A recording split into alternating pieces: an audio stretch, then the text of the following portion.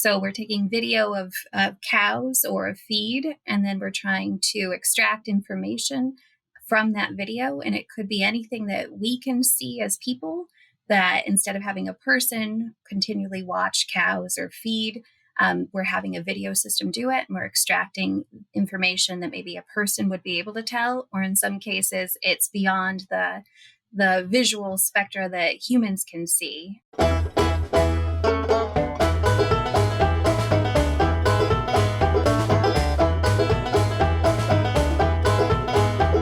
I'm Bill Weiss, host of the Dairy Nutrition Blackbelt Podcast. My guest today is Dr. Jacquelyn Boerman. She's an associate professor in animal science at Purdue University, working in the area of dairy nutrition and management. Being from a dairy farm and being married to a dairy farmer, Jackie is aware of many of the challenges that dairy farmers face every day, and she's used that knowledge to influence her research programs and her management programs. Jackie, welcome to the Black Belt. Thank you for having me today. We're going to talk about an area that I know almost nothing about. You've started a program in that, and that's what you called video analytic systems, and using that to evaluate nutrition programs. And we have to start with, what is a video analytic system? Okay, so we'll break that down, and I am going to be completely honest. I am trained as a nutritionist, so some of this is very new to me. So a lot of the work that I'm doing is in collaboration with Dr. Amy Riebman and Dr. Dennis Buckmaster, who have more expertise in video analytics. But video analytics is the extraction of information out of video, and it's a form of computer vision. And then the system just means all hardware and software required to extract information out of a video. So we're taking video of cows or of feed, and then we're trying to extract information from that video. And it could be anything that we can see as people, that instead of having a person continually watch cows or feed, we're having a video system do it, and we're extracting information that maybe a person would be able to tell, or in some cases, it's beyond the visual spectra that humans can see, and it's something that we can only do with video. I'm kind of aware of using that for monitoring health or look for abnormal behaviors, but you said you're using it to evaluate feed, or at least you're starting in that. What do you mean by that? Yeah, so I am very aware of when we are mixing diets and we're formulating diets, we're getting down to grams of amino acids per cow per day. But then you go onto farms and you see the actual mixing process, and you're a little astounded that we are that precise when we're putting ingredients into a mixer wagon by payloader buckets. So I wanted to do something that was really practical for dairy farmers. So there's been a lot of TMR audits that have been done across the country that are incredibly valuable, and they provide information about TMR uniformity. And they've been done by a variety of companies. Diamond Beef is an example of one. So we wanted to see if we could replicate that audit system where we're watching the diet being mixed and provide information in near real time back to the person who's mixing the diet to say, like, is this mixed well? Is there some opportunities to improve this, either through changing the mix order or the speed or the mix size, and get a more uniform diet? And this can be eventually automated, where the computer or AI makes the decision that something isn't right, and that would inform the feeder. That's what we're working on now. So we have video cameras above mixer wagons and looking down into the mixer wagon during the mixing process. And we are comparing different regions throughout the mixer wagon to see, are they similar? And if they're similar, we're going to say that that is a uniform mix. And if they're dissimilar, it's going to say that that's not yet mixed long enough or at a high enough RPM. Would you then, and I know this is kind of a new area for you, but then would you also then do video of the feed bunk and see if what's being delivered actually meshes with what you see in the mixer wagon? Yes. So one of the challenges with recording above the mixer wagon is you just get the top of it. You just get the top view. So the next steps would be evaluating along the feed bunk to see the output, to see what the cows are actually getting. And we are doing some ground truth measurements, so very traditional measurements of looking across a feed bunk and doing multiple samples and looking at particle size as well as nutrient analysis across a feed bunk.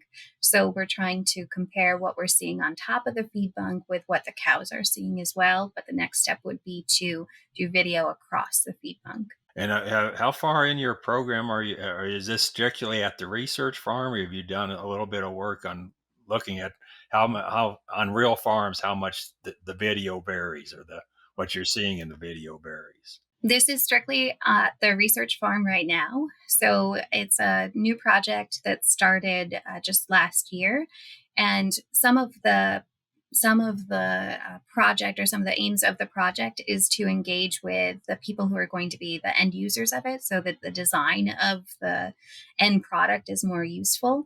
So we have been talking with a lot of dairy farmers and talking with a lot of nutritionists about how do we make this so it's going to be actually adopted at the end of the project. But it is a project that lasts for 5 years. So we have a little bit of time to continue to explore. Right now, we're looking mostly at the uniformity of the diet, and then we're starting to get into the motion of the feed so we can evaluate how feed is actually moving within a mixer wagon as well. When do you think, again, as a prototype on and as a evaluation of variation among farms, when do you think you'll maybe go to a few different farms and just take video, not interpret it, but just take video and see what's going on out in the real world? No, I think that that's a good question. It is beyond the scope of what we need to do for like this original project. But I think there's a lot of value in that. So it's probably something that we will have to do in the next year, is to take some video of the mixing process on commercial farms, because I think we both know that research farms maybe run a little differently than commercial farms. So that's something that we're looking forward to doing, and I think we'll learn a lot during that process. Well, I know we've both been on enough farms to know that the way they make a TMR is probably at least as important as the diet. Yeah. So I think it's a really important area. Do you think what else, again, on the nutrition aspects, what else could this video analysis do with respect to nutrition? So we're also trying to, and again with the same collaborators, trying to figure out in group housed cows how much cows are eating. So we're using a camera system to look down. We've already developed something that can identify a cow based off of coat pattern recognition, and then say how much feed is there, the volume of feed that's in front of that cow before she eats. Then she comes in and eats. And then by disappearance, we can calculate how much she ate during that time. So we're also working in that space. I know there's other people that are working in that space. It's a really interesting problem to try to solve. But as we try to make advancements in efficiency of cows, we really need to have accurate assessments of how much they're eating. Especially for individual cows within a pen, that just the variation would be tremendously useful. Yes. Evonik Animal Nutrition is committed to ensure food security and safety while reducing the ecological footprint of animal farming. Its products and services use evidence-based solutions that seek to promote animal welfare and reduce reliance on natural resources. All this is underpinned by long-standing industry partnerships and deep customer understanding. Evonik's focus on efficiency, sustainable, healthy nutrition, and collaborations with livestock farming partners creates value for customers and consumers. Last question for me, is there some value or potential value in using this to evaluate sorting? Is some cows sort a lot and some don't? Or I think there definitely is some value in looking at sorting. So some of the work that we've been thinking about is how do we use this system? Right now, we're looking at intensity of light coming off the TMR and the consistency of that. But there's some other applications that have been done in different fields to look at particle size. So if we can adapt that to our video system, we can look at the particle size of feedstuffs and if that's changing over the course of the day to evaluate sorting. I guess you can always something new, always learn something new. Yeah. Thanks a lot. This has been really interesting. Thank you so much.